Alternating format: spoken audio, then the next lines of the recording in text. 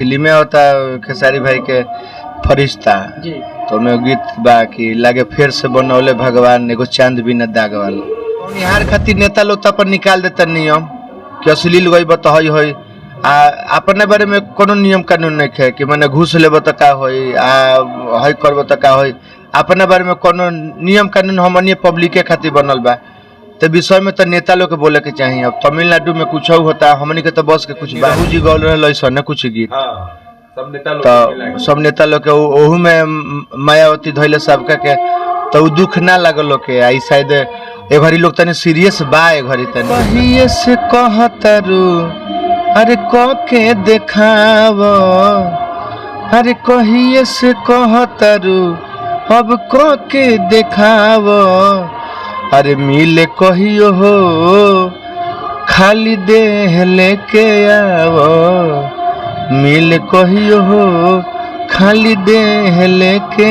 आवो। लड़कियां गायक बन के आ रही है जिसको सरगम का पता नहीं सुर का पता नहीं आज स्टार बन के बैठी है किसी के बारे में तो शब्द बोल देना इसको गाली देना उसको गाली देना। भाई यूट्यूब चैनल है समियाना में है तन प्रोग्राम ना गायब तो एकदम वर्जित बा यूट्यूब वाले लोग सब वर्जित बा प्रोग्राम। प्रणाम मेरा नाम नित्यानंद पांडे और आप हिट सब न्यूज देख रहे हैं। अभी हमारे साथ भोजपुरी के दो स्टार लोग बैठे हैं। अजीत हलचल भैया है, नरमुंडा स्वामी जी है और अजीत हलचल भैया किसी पहचान के मोहताज भी नहीं है और एक इंटरव्यू हमने किया भी अपने चैनल पे। काफी दिन पहले हमने भैया का इंटरव्यू किया था लेकिन आज भैया फिर आए हुए हैं पटेरा में गोल्डन साई जी के घर पे होली मिलन समारोह में।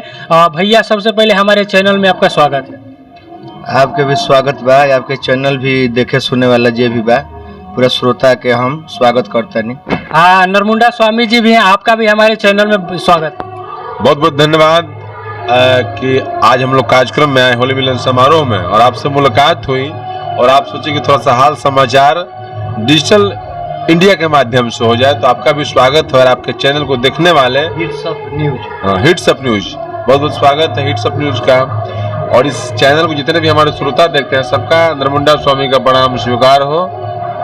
भैया कोनो गाना अभी लिखल आवे वाला बा कि ना भोजपुरी में? काहे ना बहुत सारा गाना बा। अभी तक वो फिल्म होता खेसारी भाई के फरिश्ता जी। तो में गीत बा कि लागे फिर से बनौले भगवान एगो चांद भी न दाग वाला बहुत सारा बा। जब हमके इहे काम है बा तो जब ले जियब जा तब ले आवत जात रही गाना। लोग कहेला कि भोजपुरी में बड़ा अश्लीलता बा लेकिन अभी एगो बिहार सरकार नोटिस जारी कैले बा जना में वो कहता बिहार सरकार की जे भी अश्लील गाना गाई और जे भी जातिवाद गाना गाई सरकार तुरंत कार्रवाई करी और पुलिस प्रशासन बा ओकरा के पकड़ के तुरंत जेल में बंद करी। एक पर रउआ का कहें भैया? अच्छा जे गाई ओकरा खातिर नो हमनी के तो गाई ले जाना तो हम तो विषय में सोचते नहीं कि लिखी लेनू गाना तो लिखबे करी ले ना अश्लील हमने के न जानी ले जाए न गाई ले जाए न लिखी ले जाए अश्लील से हमने के दूर दूर तक ताल्लुक नहीं के। रउआ का कहे? अवजीत भैया मानस मंडली के ब्याज से तब यहाँ के मुँह से तस्लील निकलबे न करी। रउआ का कहता रे विषय सरकार अपन काम करी कलाकार जन बा अपन काम करी। लोग तो कहेला कि दुगोलो में अश्लील ज्यादा होला तो रउआ ई बात कैसे कहनी है कि हमनी के तो गाना लिखी ले तो अश्लील ना लिखी ले? सुनिए दुगोला जौन प्रोग्राम ह उस समियाना के प्रोग्राम ह। अब जैसे पहले नाच होत रहे समियाना में तो ओमे जौन लबार हुई सन का ना कह दिए सन तो वो अश्लील में थोड़े आई। उस समियाना के प्रोग्राम ह बोरा चट्टी पर के वो मनोरंजन खातिर होला।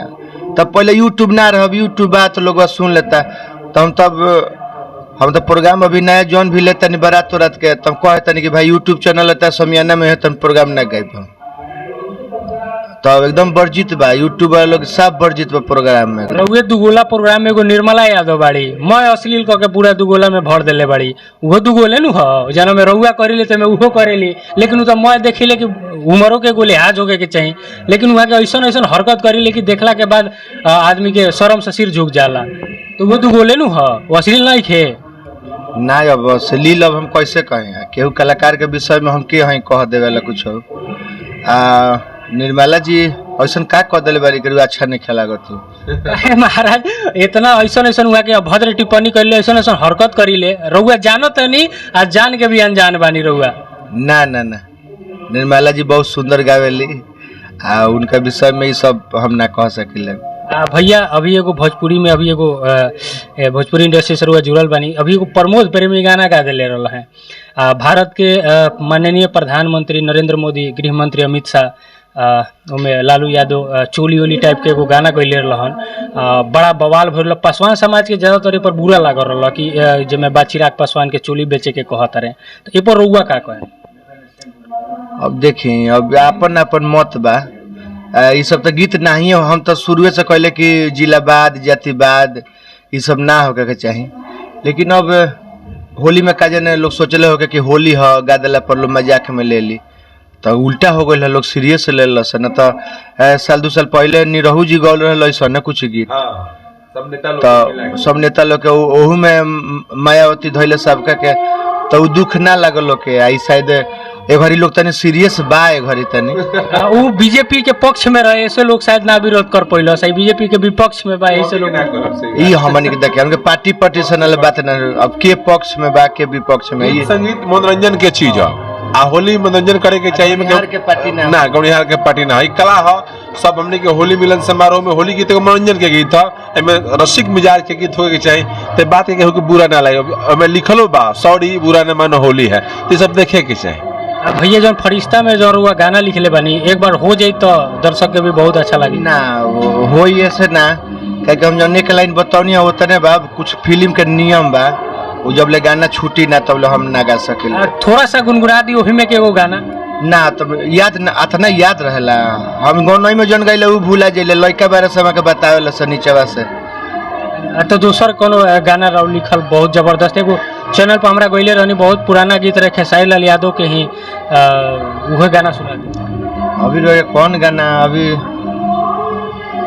अब तो होली के सीजन चलता अभी, होली के हाँ। तो अभी होली में तो कई किस्म के आदमी गीत गावता, एगो गीत गावता नहीं होली में हम अरे कहिए से कहतरू, अरे कह के देखाव, अरे कहिए से कहतरू अब कह के देखाव, अरे मिले कहियो हो खाली देह लेके आवो, मिले कहियो हो खाली देह लेके आवो। भैया अभी तमिलनाडु में हमनी के कुछ हिंदी बोले वाला लोग के मारल काटल भी जाता, ए पर हुआ का कहे? ये तो बहुत दुखद बात बा, आ एकर सारा सर जिम्मेवार हमनी के बिहार के नेता लोग बा।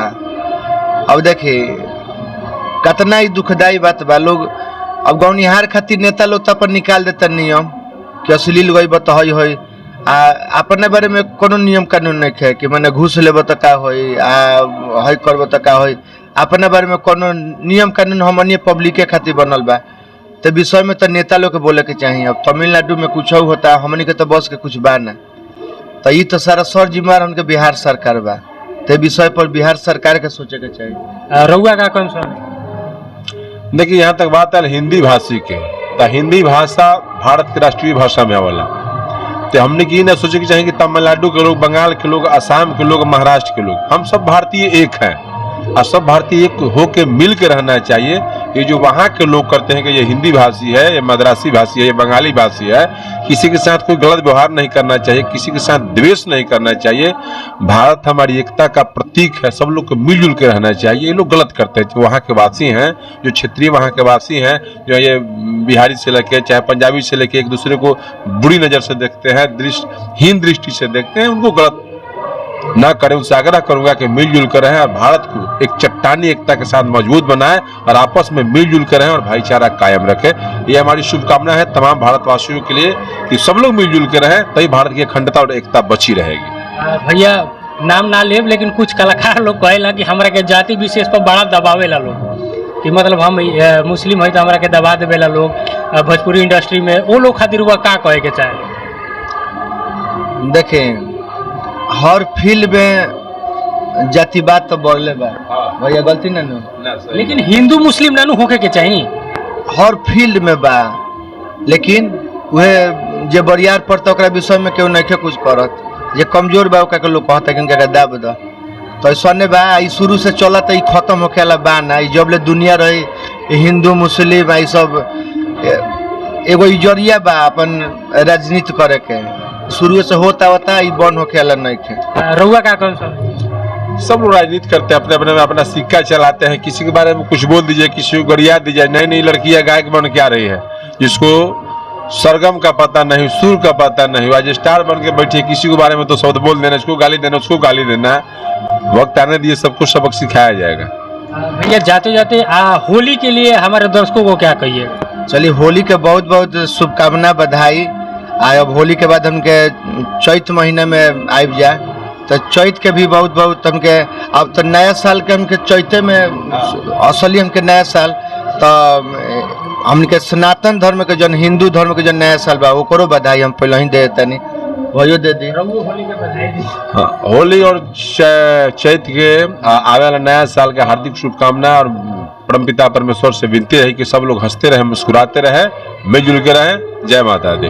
जय माता। और जाते जाते अपने दर्शकों को मैं भी दे दूं कि होली की सभी लोगों को बहुत बहुत शुभकामनाएं, स्वस्थ रहें, मस्त रहें और देखते रहिए हिट सब न्यूज़। जय हिंद।